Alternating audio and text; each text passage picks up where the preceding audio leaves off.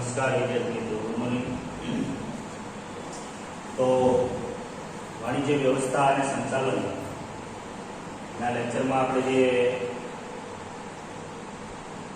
પહેલું ચેપ્ટર શરૂ કર્યું, ધંધાનું સ્વરૂપ, હેતુઓ અને કાર્યક્ષેત્ર, એમાં આપણે થોડી વાત કરેલી આગળના લેક્ચરમાં.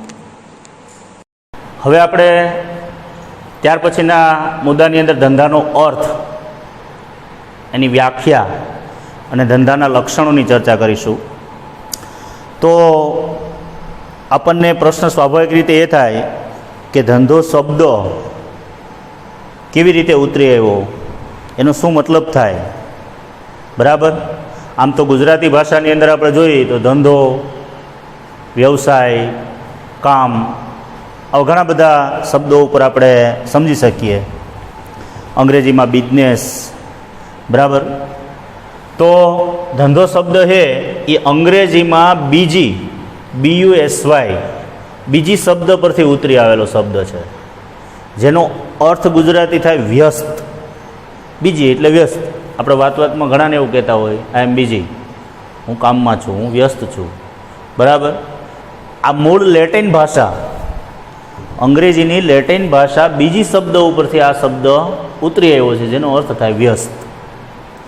એની સામાન્ય વ્યાખ્યા આપણી ભાષામાં સમજી શકાય એવી વ્યાખ્યા, ધંધો એટલે નફાના હેતુથી કરવામાં આવતી કોઈ પણ પ્રકારની કાયદેસરની પ્રવૃત્તિ. શબ્દ જો આ મહત્વનો છે, કાયદેસર, એનો વિરોધી થાય ગેરકાયદેસર. કાયદાની દ્રષ્ટિએ માન્ય હોય એવી કોઈ પણ પ્રવૃત્તિ તમે કરો નફાના હેતુથી, એને ધંધો કહેવાય, બરાબર? દાખલા તરીકે હું એક શિક્ષક તરીકે અત્યારે કાયદેસરની શૈક્ષણિક પ્રવૃત્તિ કરી રહ્યો છું, હું એક આ ધંધો કરી રહ્યો છું. એક શાકભાજી વેચવાવાળો છે, એ કાયદેસર રીતે કાયદા કાનૂનને અંડરમાં રહી અને શાકભાજી વેચવાનો ધંધો કરે છે નફાના હેતુથી, તો એનો એક ધંધો, વ્યવસાય છે, બરાબર? એમ કોઈ પણ પ્રવૃત્તિ જે તે સમાજ, સરકાર, અર્થતંત્ર, સિસ્ટમ બજારની આના કાયદાના દાયરામાં રહીને કરવામાં આવતી હોય પ્રવૃત્તિ, એને સામાન્ય રીતે ધંધો કહેવાય, બરાબર? હા, ઘણા ગેરકાયદેસર એવા ધંધા હોય જેને કાયદો કે સમાજ માન્યતા આપતો ન હોય, જેમ કે ગેરકાયદેસર હથિયારો વેચવા, ડ્રગ્સ, બ્રાઉન સુગર જેવા માદક દ્રવ્યોનું વેચાણ કરવું, દારૂ વેચવો, ચોરી કરવી, આ બધા છે ગેરકાયદેસર વ્યવસાયો છે, જેને આપણા દેશનું બંધારણ, આપણા દેશનો કાયદો કે આપણો સમાજ તેને માન્ય રાખતો નથી. ભલે પછી એમાં નફાના હેતુથી જ બધા કમાવા માટે જ આવી પ્રવૃત્તિ કરતા હોય છે ગેરકાયદેસર, પણ એમાં કાયદા કાનૂનની માન્યતા ન હોય. એ ધંધો જ્યારે બજારમાં ખુલ્લો પડે ત્યારે કાયદેસર એના ઉપર કાર્યવાહી થાય, કાયદાકીય રીતે એની સજા પડે, દંડ પડે, બરાબર?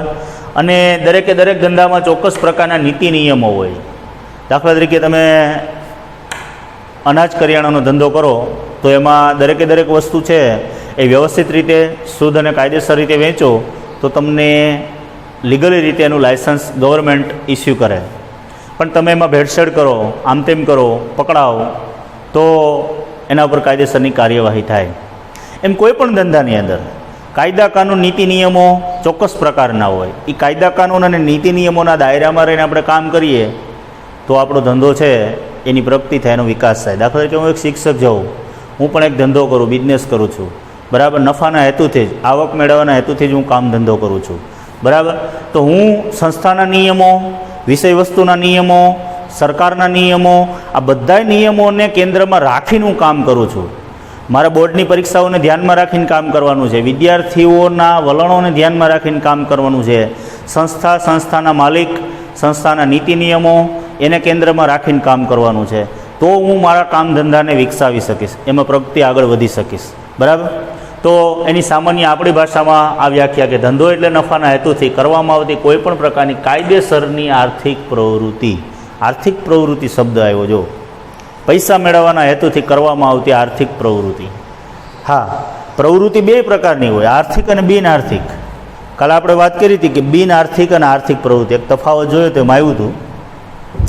આર્થિક પ્રવૃત્તિમાં નાણાં મેળવવાનો હેતુ હોય અને બિન આર્થિક પ્રવૃત્તિમાં સેવાનો હેતુ હોય.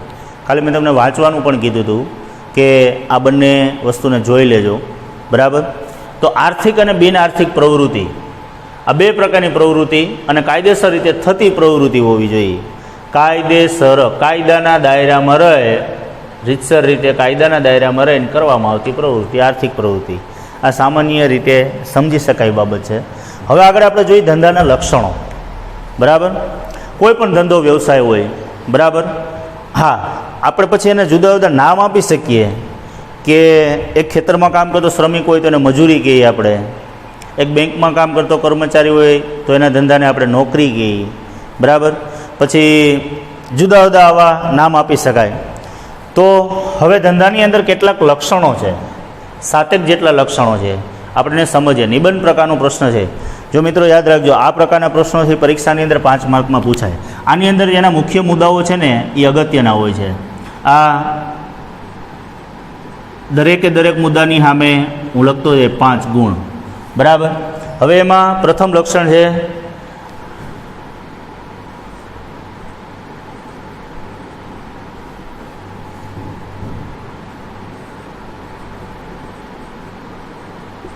નફાનો હેતુ. જો કોઈ પણ વ્યવસાય ધંધો હોય, દરેકે દરેક લોકો છે એ કોઈ પણ પ્રવૃત્તિ કરતા હોય, પછી દરેક માણસ પોતાની ક્ષમતા, પોતાની આવડત, પોતાની બુદ્ધિ, પોતાની લાયકાત, પોતાનું કૌશલ્ય એને અનુરૂપ જ ધંધો કરતા હોય છે. હું એમ કહું કે ચાલો દરેક પ્રકારના ધંધાઓ છે અર્થતંત્રની અંદર. આપણને એમ થાય કે આપણે સારામાં સારો ઊંચો ધંધો કરીએ, વધારે પૈસા મળે એવો ધંધો કરીએ. એ શક્ય ન બને, કારણ કે આપણી આવડત, આપણી ક્ષમતા, આપણું કૌશલ્ય, સમય આપણી લાયકાતને અનુરૂપ જ આપણે કામ કરી શકીએ. હું હમણાં એવું વિચારું કે ભાઈ મારે તો કલેક્ટરનું કામ કરવું છે, હું ન કરી શકું. એટલા માટે, કારણ કે મારી આવડત, મારી હેસિયત નથી, બરાબર. કુદરતે દરેકની અંદર બુદ્ધિ ક્ષમતા આપેલી જ છે, પણ દરેકની અંદર જુદી જુદી છે. એક ખેતરમાં કામ કરતો શ્રમિક છે એ હમણાં શિક્ષક બનીને ભણાવવાનું ચાલુ કરત ન કરી શકે, કારણ કે એની પાસે એની આવડત નથી. હું કલેક્ટરની ખુરશી ઉપર બેસી જાઉં અને કામ માંડું કરવા તો હું ન કરી શકું, કારણ કે મારી પાસે એની આવડત નથી. દરેકે દરેક વ્યક્તિ પોતાની લાયકાત અને પોતાની આવડત પ્રમાણે જ ધંધો કરતી હોય છે, બરાબર. અને જે ધંધો તમે કરો એનું વળતર તમારી કામગીરીને અનુરૂપ જ મળતું હોય. આજે પૈસા બધાને ઝાઝા બધા પૈસા કમાવો છે, પણ પૈસા છે એ તમારી આવડત, તમારું કામ, તમારી હેસિયત હોય એટલા જ તમને મળે, એથી વધારે ક્યારેય ન મળે, બરાબર. હા, તમે જે કામ કરો, જે ધંધો કરો એમાં જેટલો નફાનો ગાળો હોય એ જ તમને મળે. સામાન્ય રીતે કોઈ પણ વેપાર ધંધો હોય, બરાબર, એની અંદર અમુક નફાનો ગાળો હોય. નફો કોને કહેવાય? તો કે વસ્તુની મૂળ કિંમત. જેમ કે વસ્તુની મૂળ કિંમત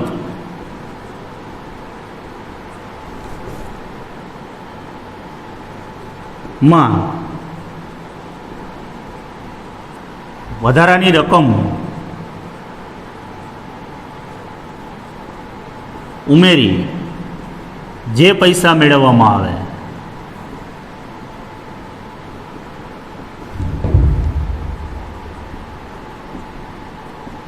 તેને આપણે શું કહીએ? નફો કહેવાય. હા, દાખલા તરીકે તમે શાકભાજીનો ધંધો કરતા હોય, વિવિધ પ્રકારના શાકભાજી બજારમાંથી ખરીદીને લાવો, માર્કેટમાંથી જથ્થાબંધ ભાવે. તો ધારો કે તમને કોઈ શાકભાજી 80 રૂપિયાના કિલો લેખે જથ્થાબંધ ભાવે મળેલા છે, તો તમે એની અંદર 20 રૂપિયા ઉમેરી દો પર કિલોએ, 100 રૂપિયાના કિલો વેચો, તો ઉપરના જે 20 રૂપિયા છે એ તમારો નફો થયો. મૂળ કિંમત 80 રૂપિયા છે, વસૂલ તમે 100 રૂપિયા કરો છો માર્કેટમાંથી, તો એ જે 20 રૂપિયા વધારાના છે ને એને નફો કહેવાય. એમ દરેકે દરેક ધંધાની અંદર ચોક્કસ પ્રકારનો નફો રહેલો હોય છે. હા, પછી એ નફો છે ને એ બજાર દ્વારા નિર્ધારણ થાય. ગામ આખાની અંદર 100 રૂપિયાનું કિલો શાકભાજી વેચાતું હોય તો તમે 100નું જ કિલો વેચી શકો. હા, પછી ક્વોલિટીમાં માઇનોર ફેરફાર હોય તો તમે 5-10 રૂપિયા વધારે ઓછા રાખી શકો. પણ ગામમાં 100 રૂપિયા જનરલ બજાર ભાવ ચાલતો હોય શાકભાજીનો, તમે 200 કરીને બેસો, 150 કરીને બેસો વધારે નફાના હેતુથી, તો તમારો ધંધો ન ચાલે. બરાબર. નફાનો એક ચોક્કસ નિયમ હોય છે, કાયદેસરનો નિયમ. એ નિયમ પ્રમાણે ચાલો તો ધંધો ચાલે. એક શિક્ષક તરીકે, એક ડૉક્ટર તરીકે હું વ્યવસાય કરતો તો મારી ફીઝનો એક ચોક્કસ નિયમ હોય, ક્રાઇટેરિયા હોય માર્કેટના, કે ભાઈ આ પ્રકારના લેક્ચર લેવા માટેના પર લેક્ચરનો ભાવ શું મળે, બરાબર. તો એ લેવલ ઉપર હું ચાલું તો મારો ધંધો ચાલે. એથી ઊંચા લેવલે હું જાઉં તો ન ચાલે. હા, એથી નીચા લેવલે જાઉં તોય ન ચાલે. કારણ કે જો ઘણી વખત આપણી મેન્ટાલિટી માર્કેટમાં એવી હોય કે સસ્તી વસ્તુ મળતી હોય ને હલકી હોય, ગુણવત્તા વગરની હોય, ડુપ્લિકેટ હોય. એટલે તમારે બજારના લેવલ ઉપર ચાલી અને ધંધો કરવો પડે. તો ધંધાનો મુખ્ય હેતુ છે નફો, બરાબર. ત્યાર પછી બીજી વાત છે વસ્તુ અને સેવાનો વિનિમય.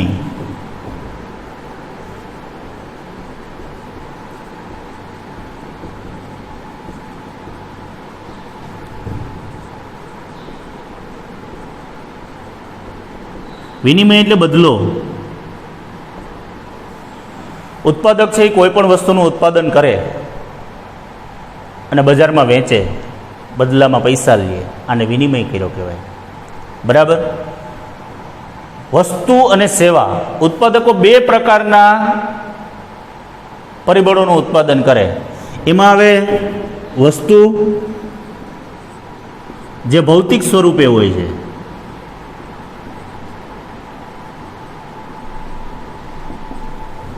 બરાબર, અને સેવા જે અભૌતિક.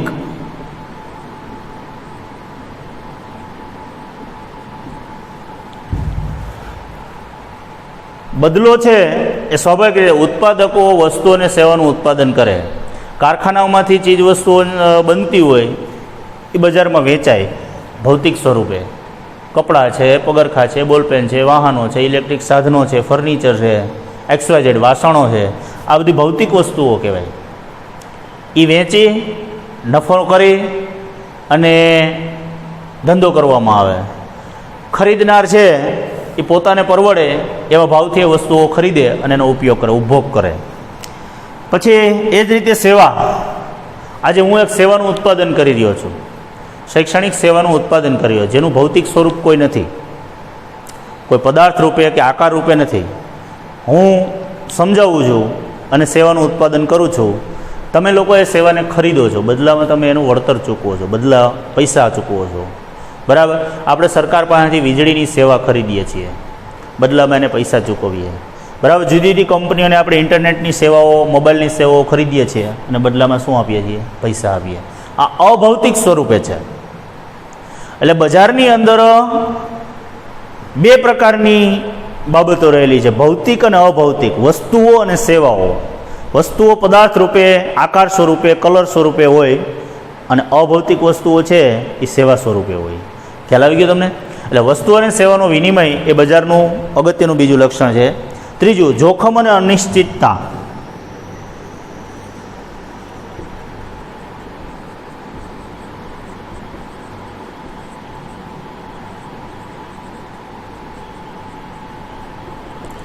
જો ધંધાની અંદર બે પ્રકારના જોખમ હોય.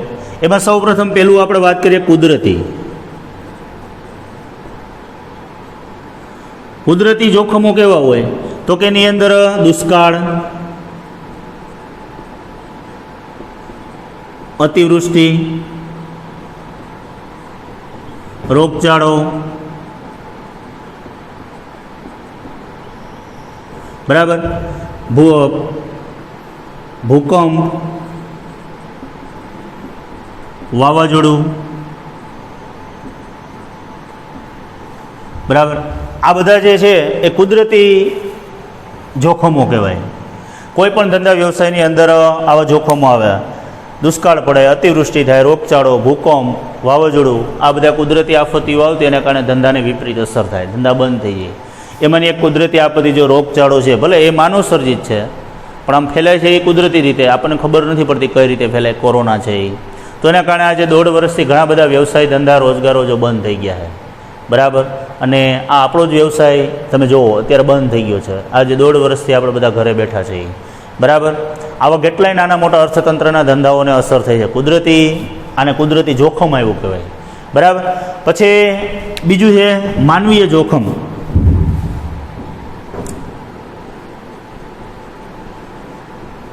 એમાં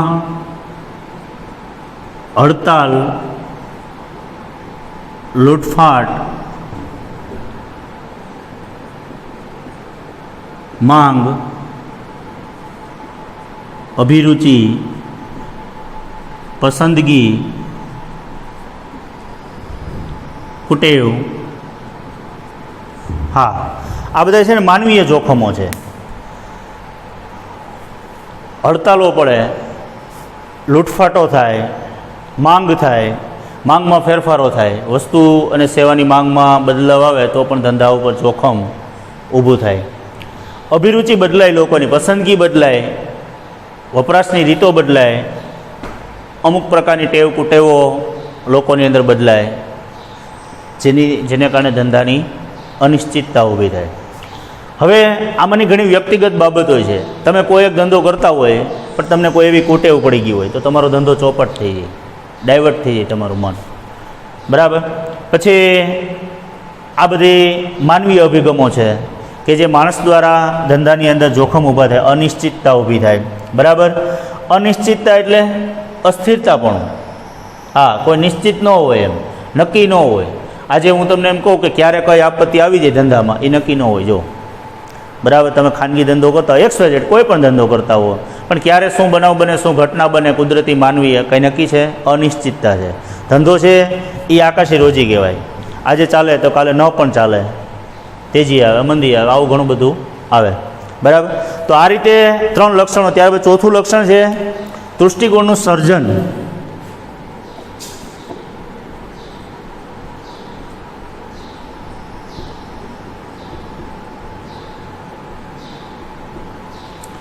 તુષ્ટિગુણ એટલે શું? તો કે વસ્તુ કે સેવા ઉપયોગમાં લઈ શકાય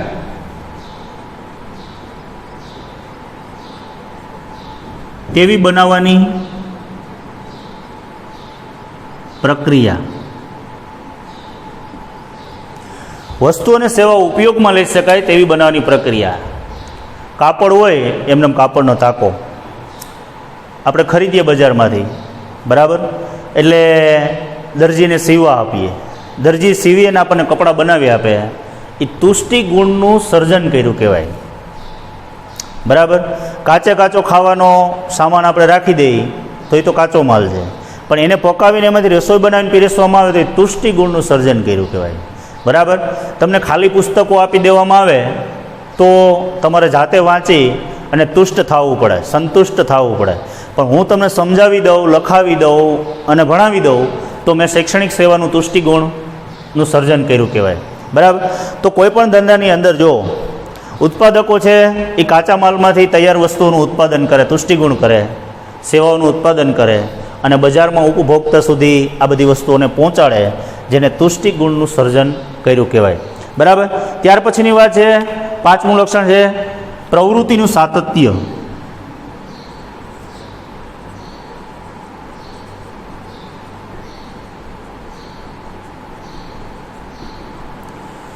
પ્રવૃત્તિનું સાતત્ય એટલે શું?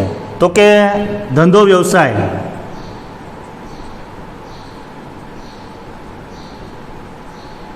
નિરંતર ચાલતો રહે. ચાલતો રહે એટલે કે ખરીદ વેચાણ,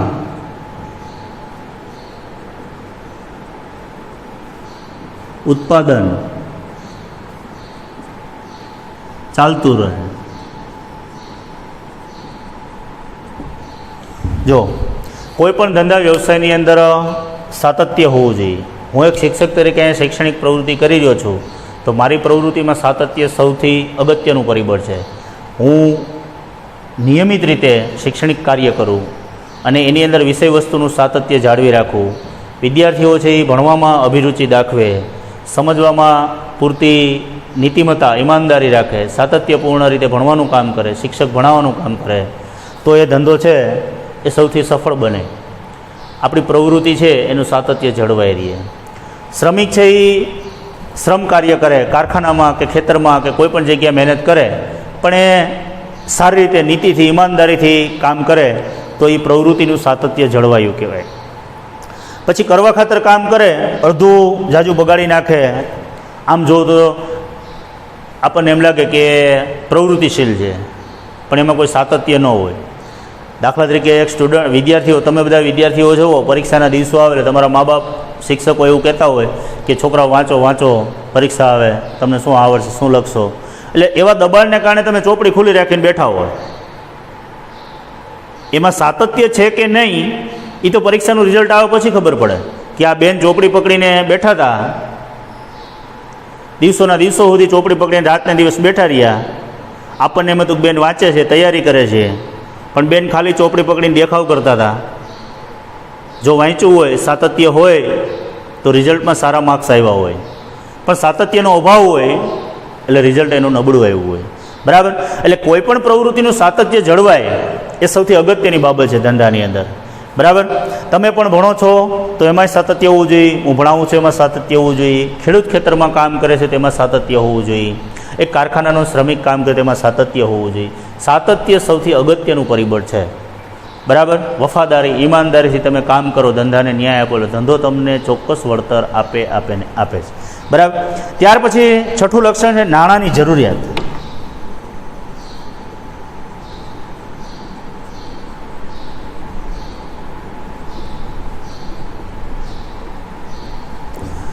નાણું, રોકાણ, ખર્ચ, નફો. સૌપ્રથમ તો કોઈ પણ ધંધાની અંદર નાણાં સ્વરૂપે રોકાણ કરવું પડે. કાચા માલનું રોકાણ કરવું પડે, યંત્રો, મશીનરી, સાધનોનું રોકાણ કરવું પડે, એમાં પૈસાનો ખર્ચ કરવો પડે. બરાબર? ખૂબ પૈસા વાપરવા પડે. પ્રોસેસિંગ પ્રવૃત્તિમાં, ઉત્પાદનની પ્રક્રિયામાં ખર્ચ કરવો પડે.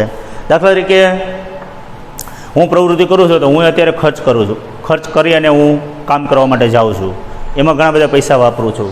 બરાબર? તો પછી મને એમાં નાણાં સ્વરૂપે નફો પ્રાપ્ત થાય. તમે કંઈ જ પ્રવૃત્તિ ન કરો, કંઈ જ રોકાણ ન કરો, કંઈ ખર્ચ ન કરો તો નફો ન મળે તમને. નફો મેળવવા માટે હું તમને આપણી ભાષામાં સમજાવું. ખેડૂતે ઉત્પાદન મેળવવા માટે વાવણી કરવી પડે છે. ખર્ચ કરે, પહેલાં જમીનની ખેડ કરે, એને ખાતર આપે, એમાં બિયારણ આપે, એની અંદર માવજત કરે, પ્રવૃત્તિ કરે, ખર્ચ કરે, વારંવાર મહેનત કરે, તો એને શું મળે? નાણાં સ્વરૂપે નફો મળે. જે કામ કર્યું હોય, જે રોકાણ કર્યું હોય એ પછી એ કેટલો નફો મળે છે ને એ કુદરતી વસ્તુ છે, નસીબ ઉપર આધાર રાખે. તમે લાખ રૂપિયાનો ખર્ચ કરીને ખેતરમાં વાવેતરને બધું કર્યું હોય, પછી ઉત્પાદન થાય તો એ તો 2 લાખનું થાય, 4 લાખનું થાય, 50,000નું થાય, કાંઈ ન થાય. બરાબર? હા, આકાશી જે કુદરતી વ્યવસાય ધંધાઓ છે ને એ આપણા ઉપર ડિપેન્ડેડ ન હોય, એ કુદરતી પરિબળો ઉપર આધારિત હોય. વાતાવરણ છે, વરસાદ છે, રોગચાળો, અનુકૂળતા છે. સારું માફક આવી ગયું હોય તો ઉત્પાદન અનેક ગણું વધે તો નફો ઘણો થાય, અન્યથા નફો ઓછો થાય. બરાબર? છેલ્લું છે આર્થિક પ્રવૃત્તિ. 7મું લક્ષણ છે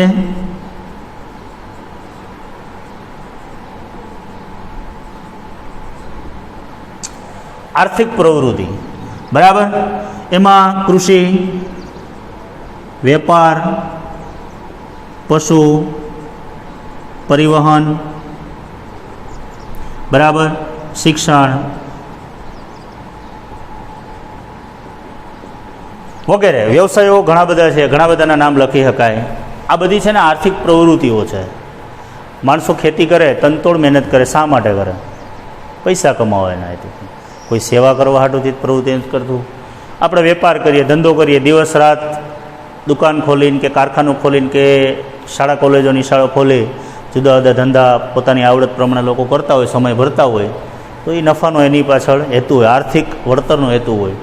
પશુપાલન છે, પરિવહન છે, શિક્ષણ છે, અસંખ્ય હજારો માર્કેટના ધંધા છે, એ બધી આર્થિક પ્રવૃત્તિના હેતુથી થાય. સેવાકીય પ્રવૃત્તિના હેતુથી ભાગ્યે જ 1% ધંધા થતા હોય. હા, કોઈક શિક્ષકો એવા હોય, કોઈ ડૉક્ટરો એવા હોય, કોઈ વકીલો એવા હોય, પણ જવલે હોય એવા હજારો લાખોની અંદર એક પણ રૂપિયો લેતા ન હોય અને આર્થિક પ્રવૃત્તિ, બિન આર્થિક પ્રવૃત્તિ કરતા હોય. એમાં એને ધંધાનો, નાણાંનો, વળતરનો હેતુ ન હોય. બરાબર? તો મિત્રો આ થયા 6 લક્ષણો.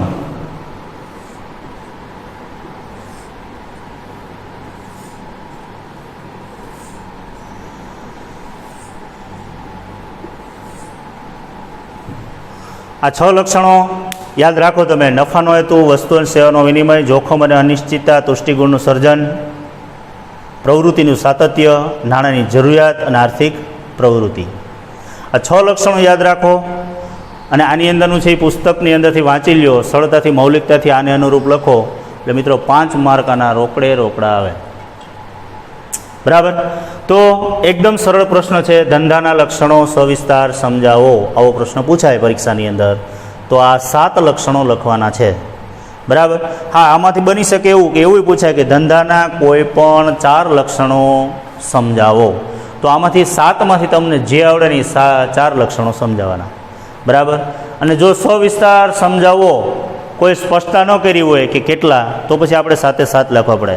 હા, આની અંદર ક્રમ આડાવડો થાય તો ચાલે, પણ 7 છે એટલે 7 હોવો જોઈએ, તો એના 5 ગુણ તમને મળે. ઓકે.